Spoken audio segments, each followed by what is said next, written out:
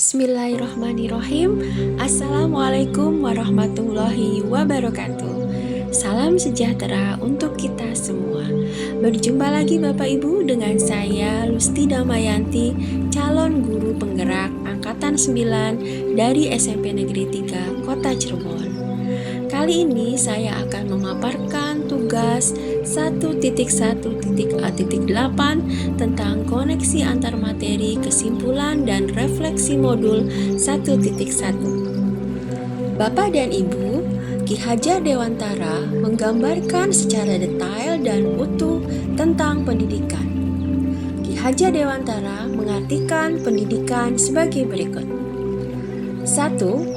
Konsep belajar yang diusung oleh Ki Hajar Dewantara memiliki 5 asas, antara lain asas kemerdekaan, asas kodrat alam, asas kebudayaan, asas kebangsaan, dan asas kemanusiaan. Kedua, mendidik dan mengajar adalah proses memanusiakan manusia, sehingga harus memerdekakan manusia dan segala aspek kehidupan, baik secara fisik, mental, jasmani, dan rohani.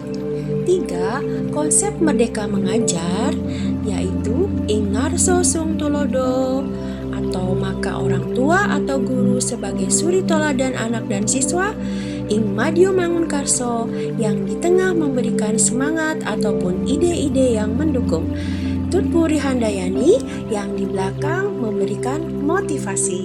Selanjutnya Bapak Ibu, pada bagian ini tentang refleksi diri tentang pemikiran Ki Hajar Dewantara. Saya akan memaparkan sebelum saya memahami tentang filosofi pendidikan. Sebelumnya saya percaya bahwa siswa yang hadir di sekolah adalah benar-benar kertas kosong yang tidak memiliki kemampuan dan karakter apapun. Kemudian di sekolahlah nanti siswa akan dibentuk sesuai dengan tujuan kurikulum sekolah tanpa mempertimbangkan kemampuan dan kebebasan individu untuk mendapatkan pembelajaran yang sesuai dengan kodrat alam yang dimilikinya. Kemudian, sebelum saya mengenal filosofi pendidikan Ki Hajar Dewantara juga saya percaya bahwa siswa hanya bertugas menyelesaikan materi yang ditargetkan oleh kurikulum tanpa membantu menuntun mencapai tujuan tertinggi dari pendidikan, yaitu keselamatan dan kebahagiaan yang hakiki.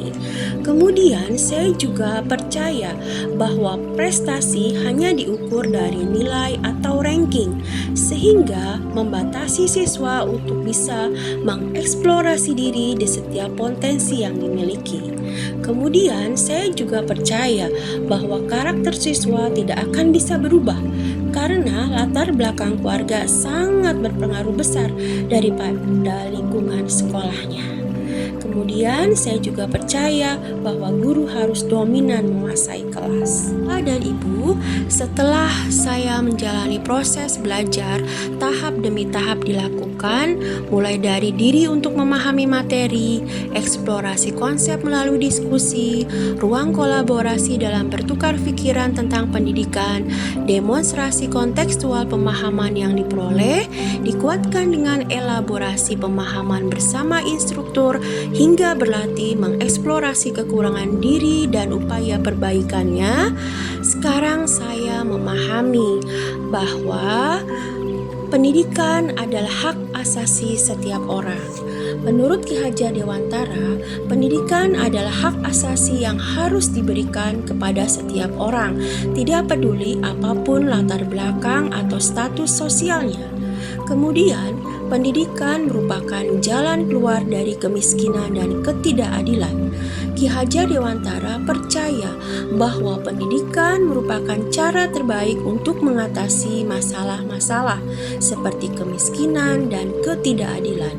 Dengan pendidikan, seseorang dapat memperoleh pengetahuan dan keterampilan yang diperlukan untuk mencapai keberhasilan dalam hidup.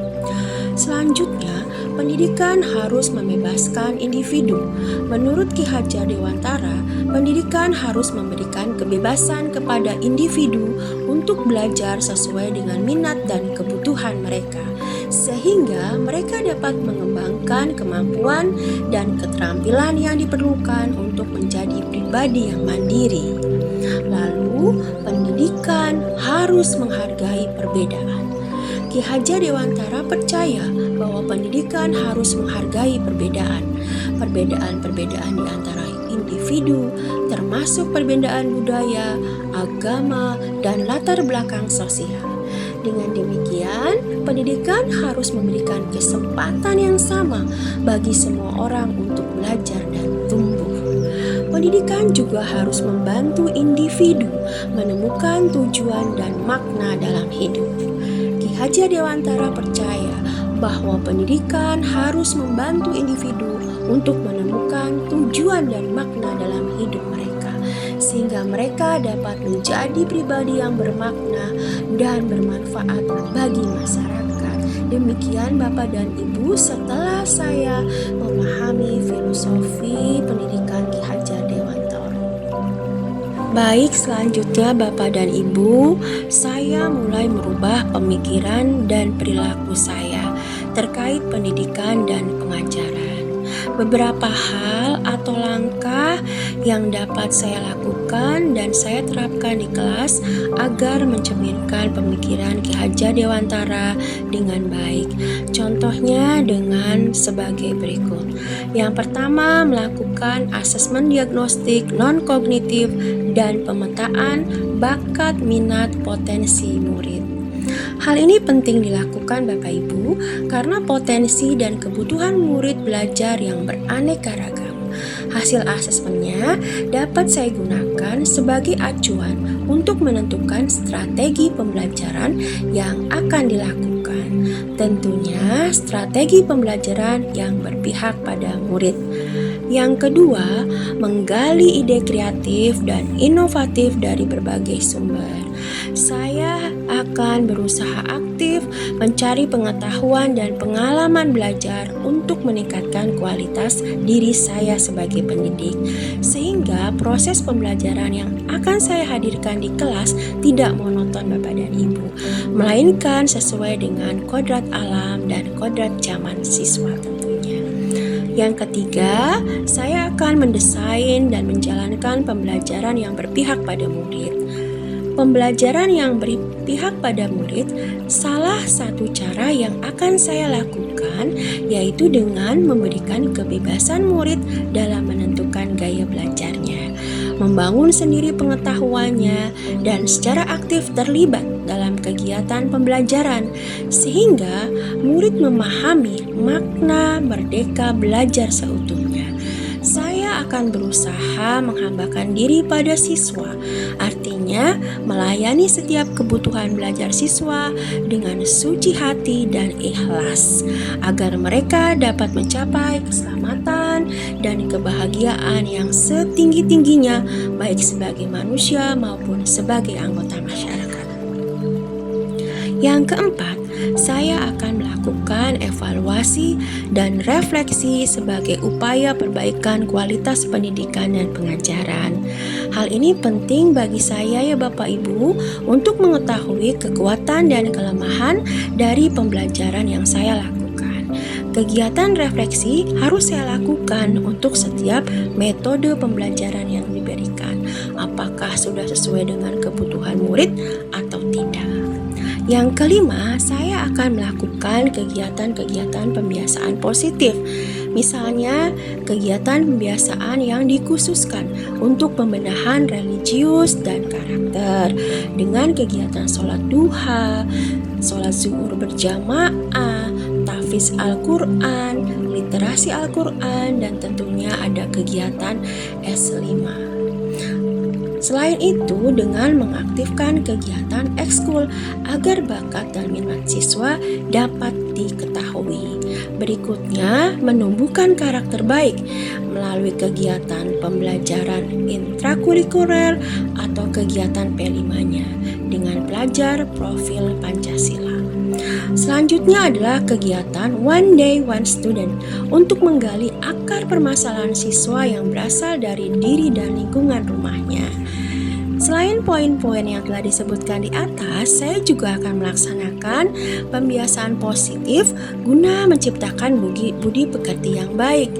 Pembiasaan yang akan saya lakukan secara sederhana, misalnya mengawali aktivitas pembelajaran dengan berdoa, menanyakan kabar, mendoakan hal yang baik, selalu memberikan apresiasi setiap proses belajar murid, selalu memberikan kata-kata positif satu sama lain, memberikan teladan, sikap, berani mengucapkan maaf ketika melakukan kesalahan, dan mengucapkan terima kasih untuk bantuan atau pujian.